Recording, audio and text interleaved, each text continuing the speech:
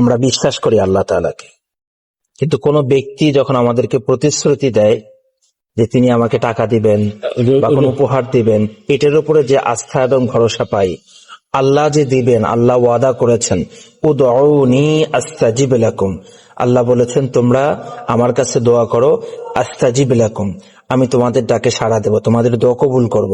এই যে আল্লাহ বলেছেন, এই কথার উপর একটু চিন্তা করে দেখি, নিজেকে প্রশ্ন করে এই পরিমাণ আস্থা তৈরি হয়েছে কিনা, হয় কিনা, এই পরিমাণ বিশ্বাস করি কিনা। একজন বলল আমার বাবা মা আত্মীয় স্বজন কিংবা কেউ একটা পুরস্কার দিতে চেয়েছে যে আসলে তোমাকে এটা দেওয়া হবে, বা এইটা করতে পারলে 1,00,000 টাকা দেওয়া হবে, 1 কোটি টাকা দেওয়া হবে, 10 কোটি টাকা দেওয়া হবে। এটার প্রতি যে বিশ্বাস, যে আস্থা, আল্লাহ যে বলেছেন এটার প্রতি কি এমন আস্থা আছে? অথচ দেখেন আল্লাহ রাব্বুল আলামিন সেই মহান সত্তা, হাদিস শরীফে এসেছে আল্লাহ বলেছেন মাল্লাম ইয়াসআলিল্লাহ ইয়াগদাব আলাইহি, যে আল্লাহর কাছে চায় না আল্লাহ তার উপর রাগান্বিত হন। আল্লাহ কি খান? আল্লাহ? আল্লাহ ঘুমান? আল্লাহ খান না, আল্লাহ ঘুমান না।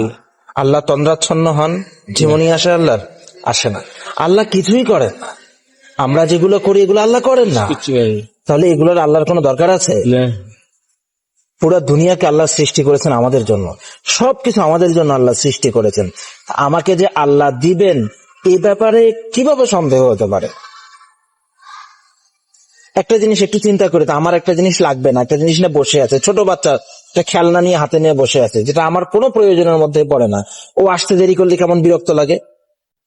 তুমি আসো না কেন, নিয়ে যাচ্ছ না কেন? এটা আল্লাহ রাব্বুল আলামিনের কাছে দুনিয়ার কোনো মূল্য নেই, এগুলো আল্লাহর কোনো প্রয়োজনে আসে না। তাহলে আল্লাহ আমাকে দিতে চাচ্ছেন না, চাইলে আল্লাহ রাগান্বিত হচ্ছেন, মানে আমি কেন নিচ্ছি না আল্লাহ থেকে, সেই আল্লাহর থেকে আমি পাবো না, এই চিন্তা আসে কিভাবে মাথায়?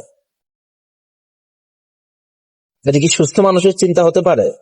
এটাই কি আল্লাহর প্রতি বিশ্বাস?